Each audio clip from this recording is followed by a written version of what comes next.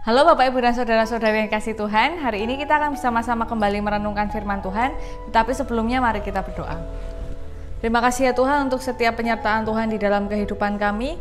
Terima kasih karena Tuhan begitu baik. Tuhan dalam kebesaran dan keagungan berkenan untuk mengasihi kami dengan sungguh luar biasa. Dan pada hari ini kami bersama-sama akan merenungkan firman Tuhan.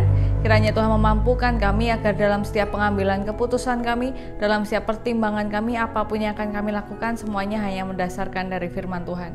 Terima kasih ya Tuhan, di dalam nama Tuhan Yesus kami berdoa, haleluya, amin. Bacaan kita pada hari ini berdasarkan Kejadian pasal 45 ayat 16 hingga ayat yang ke-28. Kejadian pasal 45 ayat 16 sampai ayat yang ke-28 yang berbunyi demikian. Ketika dalam istana Firaun terdengar kabar bahwa saudara-saudara Yusuf datang, hal itu diterima dengan baik oleh Firaun dan pegawai-pegawainya. Lalu berkatalah Firaun kepada Yusuf, "Katakanlah kepada saudara-saudaramu, buatlah begini. Muatilah binatang-binatangmu dan pergilah ke tanah Kanaan. Jemputlah ayahmu dan seisi rumahmu dan datanglah mendapatkan aku. Maka aku akan memberikan kepadamu apa yang paling baik di tanah Mesir, sehingga kamu akan mengecap kesuburan tanah ini. Selanjutnya engkau mendapat perintah mengatakan kepada mereka, buatlah begini. Bawalah kereta dari tanah Mesir untuk anak-anakmu dan istri-istrimu, jemputlah ayahmu dari sana dan datanglah kemari. Janganlah kamu merasa sayang meninggalkan barang-barangmu, sebab apa yang paling baik di seluruh tanah Mesir ini adalah milikmu." Demikianlah dilakukan oleh anak-anak Israel itu. Yusuf memberikan kereta kepada mereka menurut perintah Firaun. Juga diberikan kepada mereka bekal di jalan. Kepada mereka masing-masing diberikannya sepotong pesalin, dan kepada Benyamin diberikannya 300 uang perak dan 5 potong pesalin. Di samping itu kepada ayahnya dikirimkannya 10 ekor keledai jantan, dimuati dengan apa yang paling baik di Mesir. Lagi pula 10 ekor keledai betina, dimuati dengan gandum dan roti dan makanan untuk ayahnya dalam perjalanan. Kemudian ia melepas saudara-saudaranya serta berkata kepada mereka, "Janganlah berbantah-bantah di jalan." Demikianlah mereka pergi dari tanah Mesir dan sampai di tanah Kanaan kepada Yakub ayah mereka. Mereka menceritakan kepadanya, "Yusuf masih hidup, bahkan dialah yang menjadi kuasa atas seluruh tanah Mesir." Tetapi hati Yakub tetap dingin, sebab ia tidak dapat mempercayai mereka. Tetapi ketika mereka menyampaikan kepadanya segala perkataan yang diucapkan Yusuf, dan ketika dilihatnya kereta yang dikirimkan oleh Yusuf untuk menjemputnya, maka bangkitlah kembali semangat Yakub ayah mereka itu. Kata Yakub, "Cukuplah itu, anakku Yusuf masih hidup. Aku mau pergi melihatnya sebelum aku mati." Demikianlah pembacaan firman Tuhan pada hari ini. Sungguh berbahagia kita yang diberikan kesempatan untuk mendengarkan, merenungkan, memelihara, bahkan diberikan kekuatan, dituntun oleh Tuhan untuk memperjuangkan dalam pelaksanaannya di dalam kehidupan kita sehari-hari. Haleluya. Bapak Ibu dan Saudara-saudari yang kasih Tuhan, bagaimana kabarnya hari ini? Saya harap semuanya dalam keadaan penuh sukacita, semuanya dalam keadaan sehat dan dipenuhi pengharapan kepada Tuhan walau dalam keadaan seperti apapun. Saya pernah mendengar istilah ya, kalau belum bahagia itu belum berakhir. Jadi ini adalah istilah yang sangat positif. Jadi membangun positif, pikiran yang positif. Jadi kalau masih menderita, kalau masih bersusah payah, kalau masih berjuang, berarti memang belum sampai ke garis finish. Nanti kalau sudah bahagia berarti itu sudah finishnya. Jadi kalau masih menderita, masih kesulitan, itu nggak usah pesimis, karena itu masih belum akhirnya.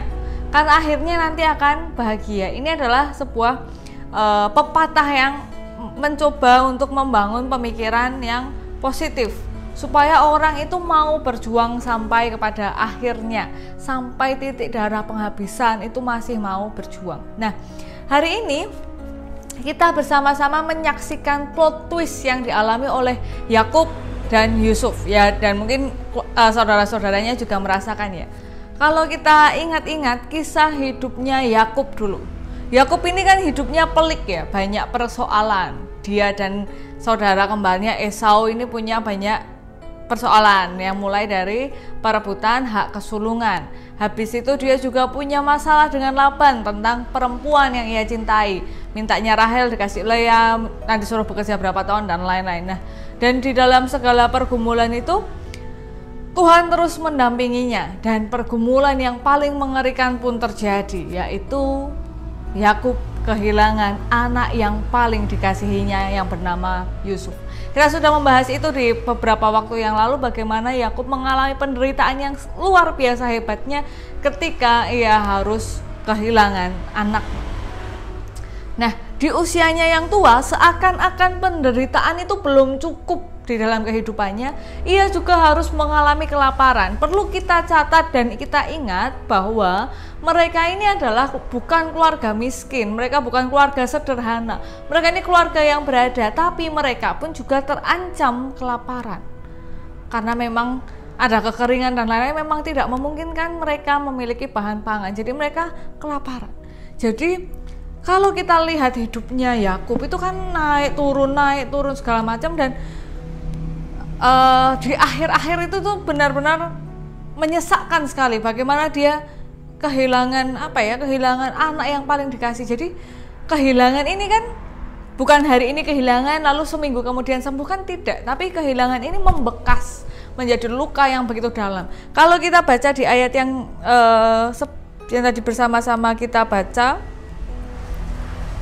di ayat ke-26, bahkan setelah anak-anaknya bercerita bahwa Yusuf masih hidup dan lain-lain, dikatakan di ayat ini, tetapi hati Yakub tetap dingin, sebab ia tidak bisa mempercayai mereka. Jadi sudah terlanjur terluka, sudah terlanjur sakit sekali. Ketika mendengar kabar itu dia udah gak lagi percaya. Sudah terlanjur berapa tahun ini kamu yang bawa baju jubahnya Yusuf yang berlumuran darah, tapi kok katamu Yusuf itu hidup. Jadi terluka sekali, keadaan yang sangat terluka. Nah, begitu juga yang dialami oleh Yusuf.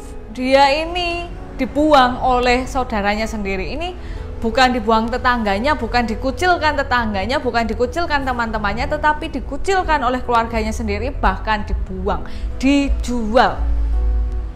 Awalnya mau dibunuh loh Bapak Ibu, mau dibunuh terus malah dijual. Ini kalau menjadi Yusuf ini gimana ya?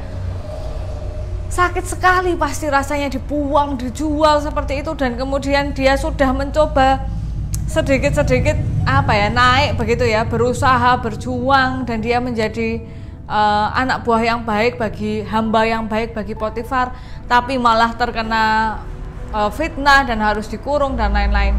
Dan kemudian dia mendapat kepercayaan dari Firaun, tetapi luka akibat kehilangan keluarga dan dibuang oleh keluarga itu tentu membekas sangat dalam. Apalagi anak seorang yang berada tiba-tiba menjadi hamba di tempat entah berantah gara-gara dibuang oleh keluarganya sendiri, tentu sangat menyakitkan. Tapi dua orang ini dalam proses yang menyakitkan itu, bagaimana mereka tetap percaya dan berpegang kepada Tuhan, ini perlu kita lihat, perlu kita renungkan. Jadi kalau kita baca nanti di ayat-ayat berikutnya di pasal 46 itu, Yakub masih punya komunikasi yang baik dengan Tuhan. Bahkan nanti Tuhan juga datang kepada Yakub ya lewat dalam penglihatan waktu malam. Nah, si Yusuf pun juga waktu itu sudah kita bahas ya, sebelum itu kita bahas bagaimana di dalam penjara pun saat dikurung pun dia ingat gitu bahwa semuanya ini karena Tuhan. Bahkan ketika ada orang bermimpi, dia bilang cuma Tuhan yang bisa mengartikan mimpi, karena mimpi itu datangnya dari Tuhan. Dia selalu ingat Tuhan. Nah, apa yang terjadi di dalam kehidupan mereka? Tuhan memberikan hadiah yang luar biasa besar. Yusuf yang tadinya dikurung karena perbuatan yang tidak dia lakukan, dia tetap menyimpan Tuhan di dalam hatinya. Pada waktunya Tuhan memberikan hadiah, nggak main-main hadiahnya. Dia dijadikan orang nomor 2, karena orang nomor 1-nya Firaun ya, nomor 2-nya adalah Yusuf di Mesir. Bahkan kata Firaun, walaupun aku Firaun, tetapi tidak ada orang boleh bergerak tanpa kamu ketahui. Dia menjadi orang top di negara yang entah berantah, di negara yang dia datang sebagai hamba yang rendah. Tapi dia kemudian naik menjadi orang yang tersohor hanya karena apa? Pertolongan Tuhan. Dan Yakub pun pada saat itu ditolong Tuhan mendapat hadiah begitu banyak, tetapi hadiah terbesar yang diberikan pada Tuhan adalah sebelum saat kematiannya tiba, sebelum tutup usianya, Yakub diperkenankan oleh Tuhan untuk berjumpa dengan Yusuf. Yakub diperkenankan oleh Tuhan untuk mendengar bahwa anak yang dikasihinya masih hidup. Ini adalah hadiah terbesar yang bisa diterima dan disyukuri oleh Yakub. Pasti hadiah-hadiah dari Yusuf itu tidak seberapa dibanding kenyataan bahwa Yusuf masih hidup. Bahkan dikatakan di ayat yang ke-28, cukuplah itu, anakku Yusuf masih hidup, aku mau pergi melihatnya sebelum aku mati. Jadi harapannya, satu-satunya harapannya adalah untuk melihat bahwa Yusuf masih hidup. Itu adalah harapan terbesar di dalam kehidupannya. Dan tidak ada yang bisa memberikan itu kecuali oleh Tuhan. Nah, kita melihat bagaimana Tuhan mengelola kehidupan Yusuf dan Yakub, dan bagaimana mereka tetap setia, tetap berpegang pada Tuhan di dalam hatinya, walaupun tidak diceritakan bahwa Yusuf dan Yakub selalu beribadah berbanyak-banyak kali seperti yang diceritakan tentang Daniel, tetapi dalam perkataan mereka, dalam apa yang mereka lakukan, terlihat bahwa Tuhan masih ada di dalam kehidupan mereka, bahkan di dalam hal yang terburuk sekalipun. Tuhan masih menjadi tempat mereka bersandar. Tuhan masih menjadi yang berkuasa di dalam kehidupan mereka. Dan kita lihat bahwa ketika penderitaan itu datang, ketika mereka tetap di sana, mereka melihat akhir yang bahagia, akhir dari sebuah sesi. Yang nggak bisa bilang nanti akhir hidupnya berarti kalau sudah bahagia, enggak, tapi akhir dari sebuah sesi itu adalah happy ending, yaitu dia bisa berjumpa, mendengar kabar, belum berjumpa ini, mendengar kabar bahwa anaknya hidup. Dan Yusuf diberikan hadiah yang begitu besar, selain dia jadi orang yang tersohor, tapi dia punya kesempatan. Saya merasa bahwa Tuhan ini luar biasa loh Bapak Ibu. Tuhan ini bukan hanya menggunakan Yusuf dan memberikan hadiah sebagai orang yang punya kuasa di Mesir, tetapi lewat peristiwa yang berkaitan. Jadi lewat mimpi yang diterjemahkan, lalu mimpinya itu menjadi kenyataan, yang diterjemahkan itu sesuai kenyataan, lalu dari kenyataan itu ternyata keluarganya datang. Ini kan ada rantai yang Tuhan buat untuk kehidupannya Yusuf. Persoalannya adalah berapa banyak orang yang bisa tetap setia untuk melihat akhirnya itu gimana. Kita coba bayangkan lah, kalau jadi Yakub, nggak usah sampai dia kehilangan Yusuf, sampai dia bekerja sama Laban, baru dapat Lea, mintanya Rahel, dijanjiin Rahel, disuruh kerja, dikasihnya Lea. Nanti sudah bekerja, dapat Rahel, nggak boleh pergi, harus bekerja lagi, dan lain-lain. Dan dia bahkan harus menghadapi hal-hal yang menakutkan di dalam kehidupannya, dikejar-kejar Esau, dikejar-kejar Laban. Nah, belum lagi kalau kita jadi Yusuf, ya ampun, itu loh nggak ada salahnya. Maksudnya ya nggak harus gitu loh, kesalahan mungkin ya tetap orang ada salahnya ya, tetapi nggak harus sampai dibuang seperti itu. Tapi dia mengalami itu, sudah dibuang, difitnah segala macam, bahkan di negaranya orang lain. Aduh, mengerikan sekali. Tapi mereka bertahan sampai akhir. Maksudnya adalah ketika mereka melewati satu sesi, satu musim kehidupan itu, mereka tidak berbelok, mereka tidak menyerah kepada Tuhan. Bukan kepada Tuhan, tidak menyerah kepada Tuhan. Mereka tidak menyerah tentang Tuhan, bukan kepada Tuhan ya, tapi mereka itu tidak menyerah bahwa Tuhan itu berkuasa, Tuhan itu ya baik gitu. Jadi mereka tidak menyerah tentang konsep itu. Mereka tetap menghormati Tuhan, tetap takut, tetap taat pada Tuhan, bahkan dalam posisi yang menderita. Nah, persoalannya adalah dalam setiap musim kehidupan kita ini menggok-menggok. Jadi ketika ini ada ada turunan begitu ya, kita ini menggok sana menggok sini, atau kita ikut Tuhan. Waktunya turun ya turun, tetap berpegang pada Tuhan. Naik ya naik, tetap berpegang pada Tuhan, atau turun berpegang, lepas kendali, naik juga lepas kendali. Kayak misalnya Yusuf itu waktu naik lalu bablas kan ya bablas ya. Tapi dia naik turun bagaimana dengan kita? Kita naik turun? Apakah kita tetap berpegang pada Tuhan? Nah, ini adalah hal yang penting untuk kita refleksikan di dalam kehidupan kita. Pernahkah kita menyerah tentang konsep bahwa Tuhan itu berkuasa, Tuhan itu baik di dalam kehidupan kita?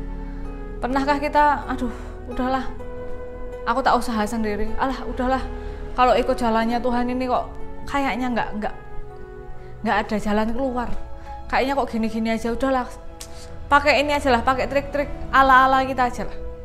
Nah, mari kita berpegang terus pada Tuhan, bahwa konsep kita tentang Tuhan yang berkuasa, Tuhan yang baik, Tuhan yang mengasihi kita itu jangan kita lepaskan.